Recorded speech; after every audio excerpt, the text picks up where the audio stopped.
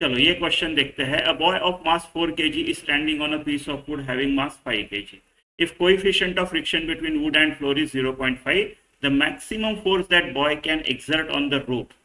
so that piece of wood does not move from its place is how much Newton. ठीक है, nearest integer तक round of करो, जी को 10 लो। ठीक है, तो सिचुएशन कुछ ऐसी है, ये जो बॉय है ये 4 किलो का है, ये खड़ा है एक वुडन ब्लॉक पे जो 5 किलो का है, और ये इसको फोर्स लगा रहा है, राइट, फोर्स लगा रहा है, और वो पुली से ऐसा स्ट्रेच हो होके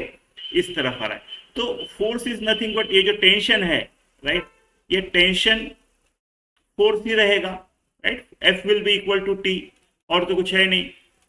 है ना। ये फोर्स जो बॉय लगा रहा है वो टेंशन इन द स्ट्रिंग बन जाएगा।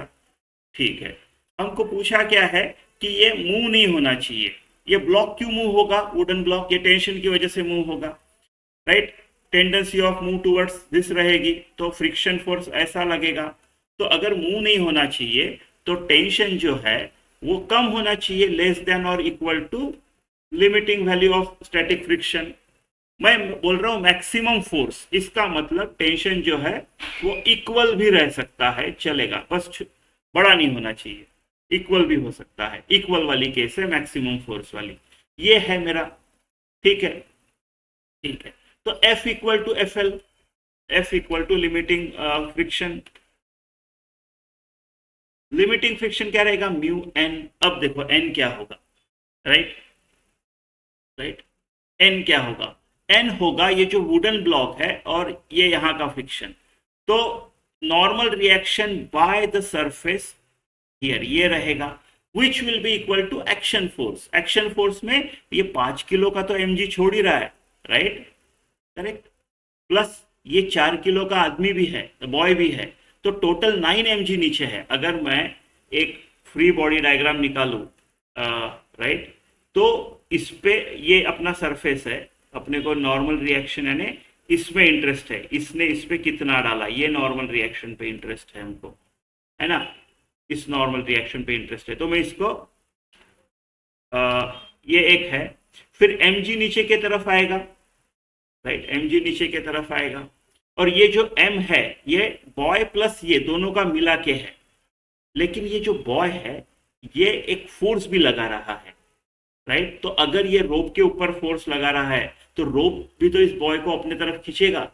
तो आपको ये भी कंसीडर करना है, ये फोर्स, राइट, बॉय को ये फोर्स भी, क्योंकि बॉय रोप को पुल करेगा तो रोप बॉय को पुल करेगा, सिंपल है, राइट। तो ये वाला एक मेन है जो इस क्वेश्चन में कुछ अलग है, राइट, राइट। तो मेरी नॉर्मल रिएक्शन क्या होगी अभी, राइट, वर्टिकल डायरेक्शन में कोई मोशन नहीं है, कोई एक्सेलरेशन नहीं है, एफ नेट जीरो है, upward forces should be equal to downward forces, downward forces. तो अपवर्ड फोर्सेस क्या क्या हो गए, एफ प्लस एन, नीचे एम जी है, तो मेरा जो नॉर्मल रिएक्शन आएगा वो आएगा एम जी माइनस एफ, ऐसा आएगा, ऐसा आएगा, ठीक है। तो ठीक है, F L equal to mu N, right, so F जो है वो आएगा आपका म्यू इंटू एन जो है वो आएगा एम जी माइनस एफ, ऐसा आएगा, है ना।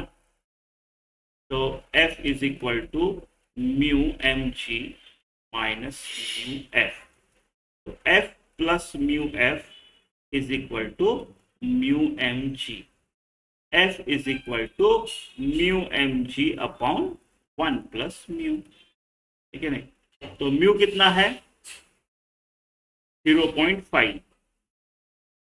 m कितना है टोटल 9 है, ये m जो है ना, ये m इसका m 9 है, बॉय भी और ये भी, राइट, तो 9 इंटू जी 10 ले लेते हैं, और 1 प्लस 0.5 यानी 1.5 लेते हैं, 15 6 90, ये 6 हो गया, 6 इंटू हाफ 3 हो गया, 3 इंटू 10 30 हो गया, तो आपका आंसर आएगा 30 न्यूटन।